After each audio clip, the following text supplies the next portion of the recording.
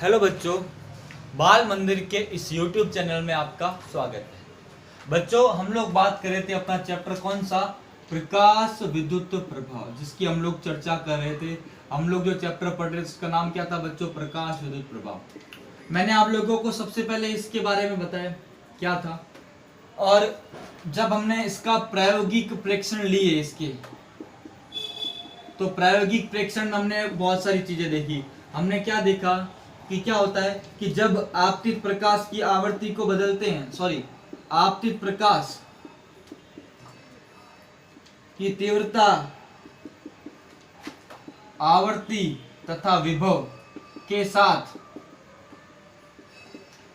साथ इससे जो बढ़ने वाली धारा, कौन सी धारा, प्रकाश विद्युत धारा में क्या क्या परिवर्तन होता है, किस प्रकार बदलती है। मतलब हमने देखा था कि प्रकाश विद्युत धारा किन किन बातों पे, तीव्रता पे निर्भर करती है, आवृत्ति पे करती है, विभव पर करती है, किस प्रकार करती है। क्योंकि मैंने क्या बताया कि जब भी किसी धातु प्लेट पर इलेक्ट्रॉनों प्रकाश को आपतित करवाते हैं, धातु प्लेट से क्या होता है, इलेक्ट्रॉन का उत्सर्जन होता है और परिपथ में धारा बहती है। कौन सी धारा, प्रकाश विद्युत धारा। इलेक्ट्रॉनों को क्या कहते हैं, फोटो इलेक्ट्रॉन। धारा को क्या कहते हैं, प्रकाश विद्युत धारा। और यह धारा तीव्रता पर, आवृत्ति पर और विभव पर किस प्रकार निर्भर करती है। बच्चों देखो, मैंने आपको सारी बातें बताई थी। बच्चों देखो, एक एक करके सबकी बात करेंगे आज, सब पूरा एक एक चीज आपको समझाऊंगा। देखो, सबसे पहले बच्चों मैंने बात की थी विभव की।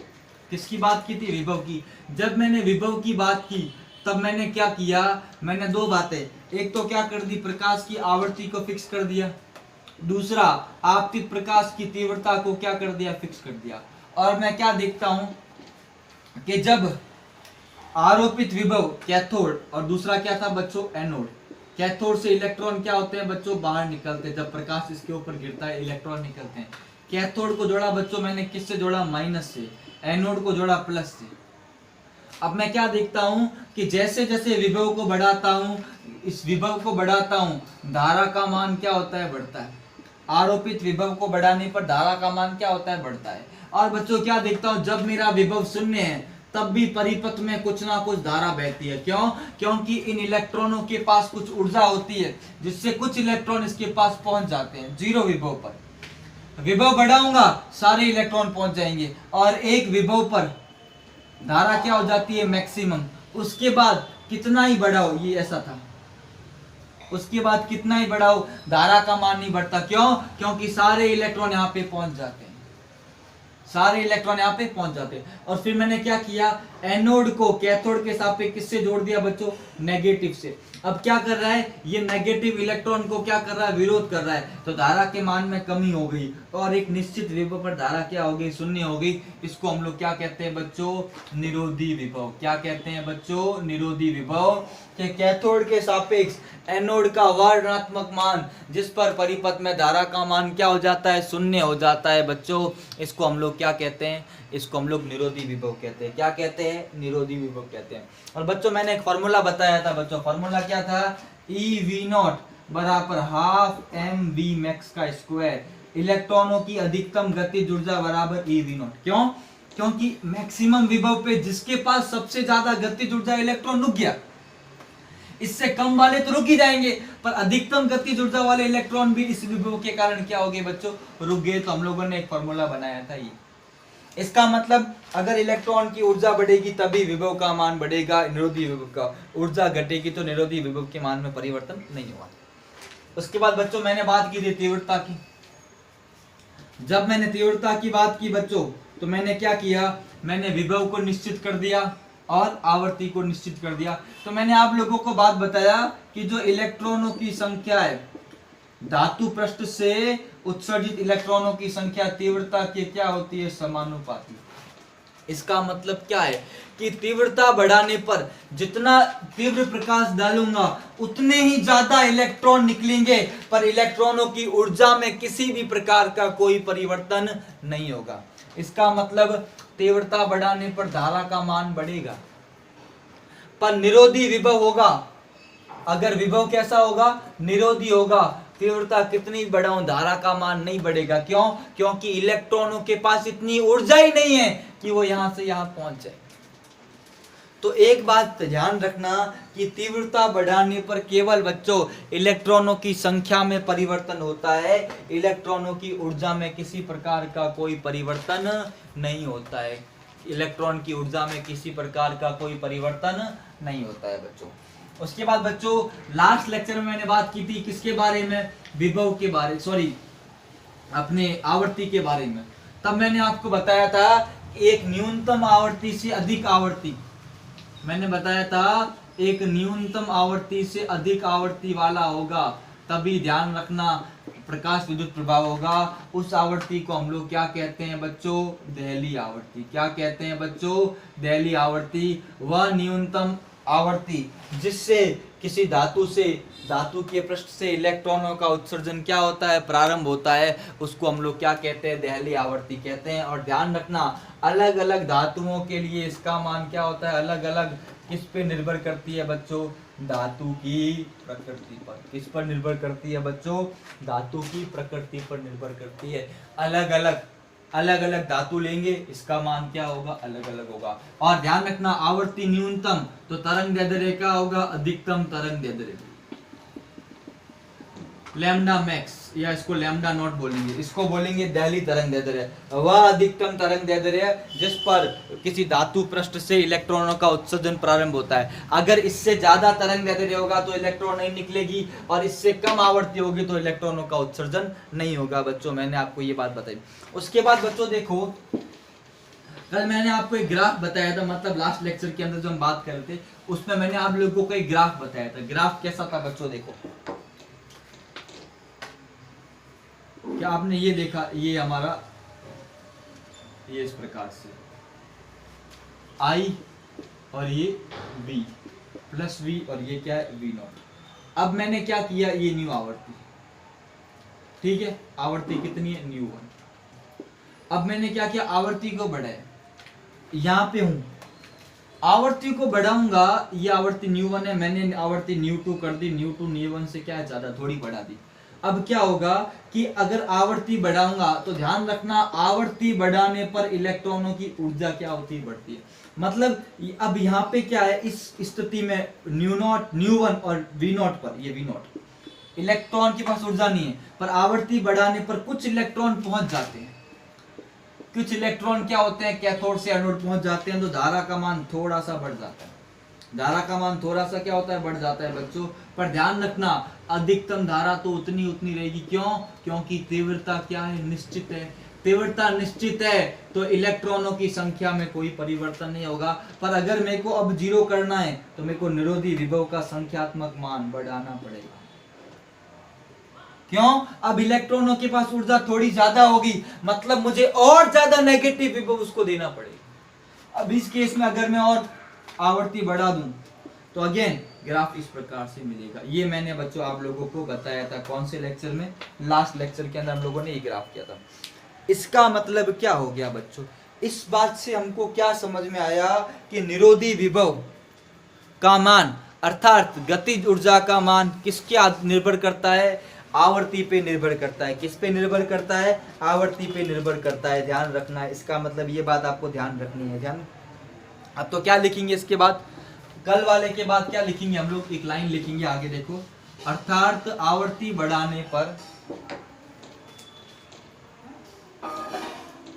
ध्यान लिख सकते हैं कि इसका अगला पॉइंट है कि आपतित प्रकाश की आवर्ती बढ़ाने पर, आपतित प्रकाश की आवर्ती बढ़ाने पर समझना इलेक्ट्रॉनों की गतिज ऊर्जा बढ़ती है। इलेक्ट्रॉनों की गतिज ऊर्जा बढ़ती है, ध्यान रखना।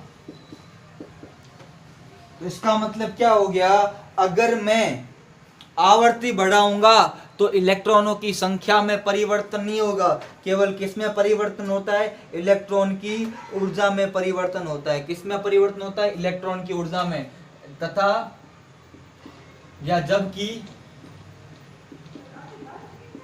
इलेक्ट्रॉनों की संख्या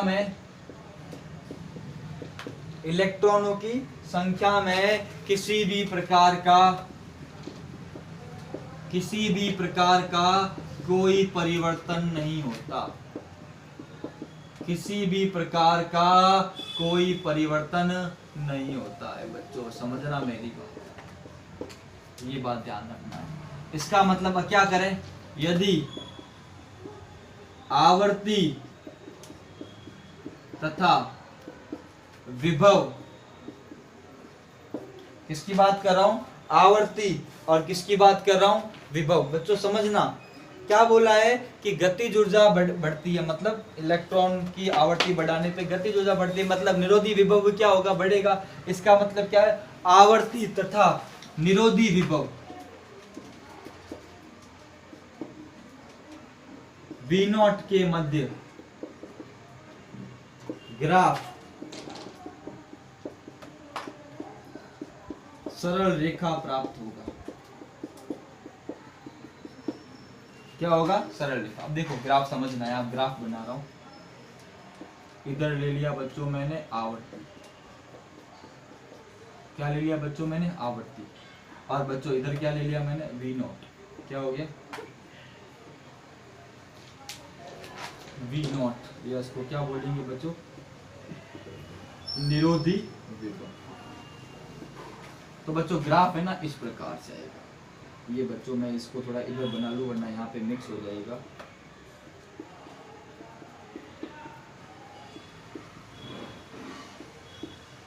ग्राफ ऐसा आएगा।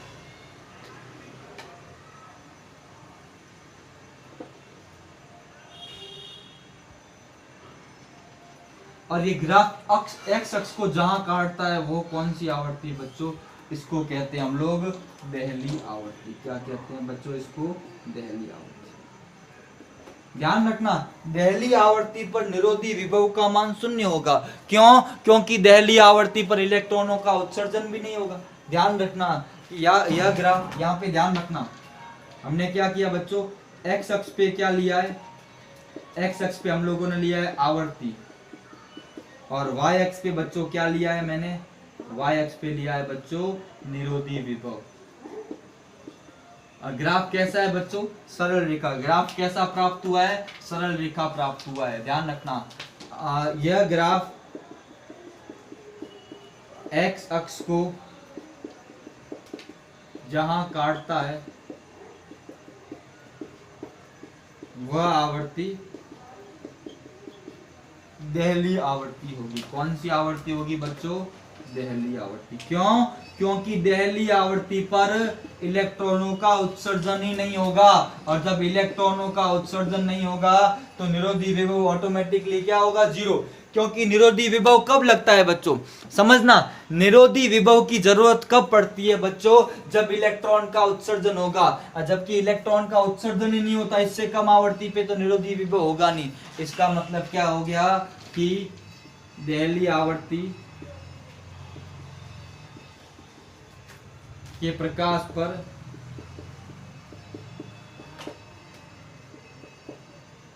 दहली आवर्ती से कम आवर्ती के प्रकाश पर निरोधी विभव क्या होगा बच्चों, जीरो होगा। क्या होगा, जीरो।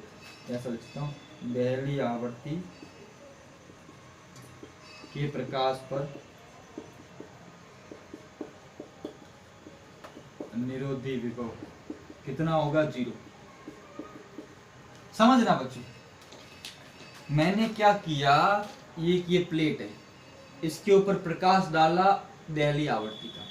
इस आवर्ती में केवल इलेक्ट्रॉन क्या हुए, उत्सर्जित, कि वह न्यूनतम आवर्ती जिससे इलेक्ट्रॉनों का उत्सर्जन क्या होता है, प्रारंभ होता है, उस आवर्ती को हम लोग बच्चों क्या कहते हैं, दहली आवर्ती।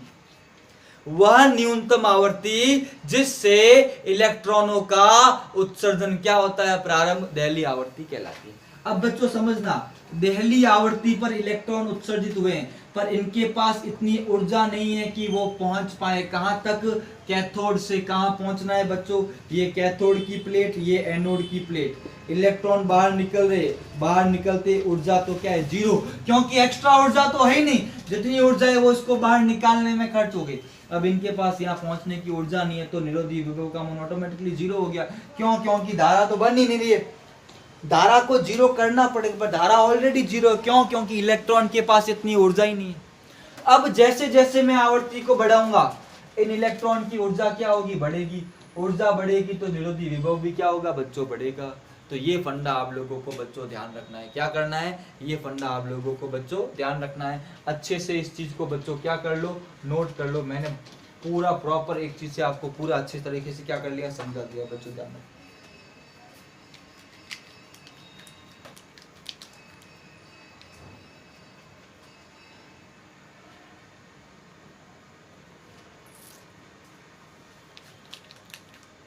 ठीक है बच्चों, तो बच्चों ये सारी बात आप लोगों को ध्यान रखनी है अच्छे से।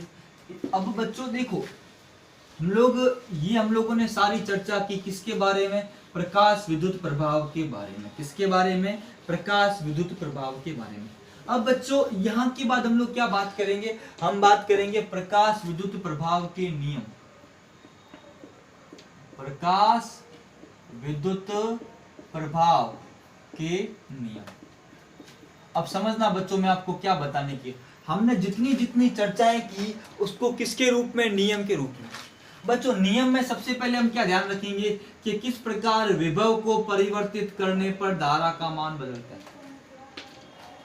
विभव शून्य तब भी परिपथ में कुछ धारा है, विभव को बढ़ाने पर धारा क्या होती है, बढ़ती है। विभव को कम करने पर, नेगेटिव करने पर धारा कम होती है। एक विभव पे धारा का मान क्या हो जाता है, शून्य। समझना क्या मतलब है कि शून्य विभव पर धारा बहती है, विभव बढ़ाएंगे धारा बढ़ेगी, एक मान पर क्या हो जाएगी, मैक्सिमम संतृप्त धारा।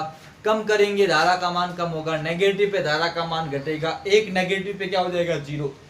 उसके बाद तीव्रता के साथ किस प्रकार परिवर्तन होता है, उसके बाद आवर्ती पे साथ किस प्रकार परिवर्तन होता है। इस प्रकार इसके कुछ नियम है, जो 4-5 नियम है जो हम बात करेंगे। तो बच्चों अगले लेक्चर में बात करेंगे नियम के बारे में, और अगले लेक्चर में हम बात करेंगे फोटोन, कि हमको प्रकाश विद्युत प्रभाव को समझाने के लिए फोटोन की जरूरत क्यों पड़ी, फोटोन की अवधारणा।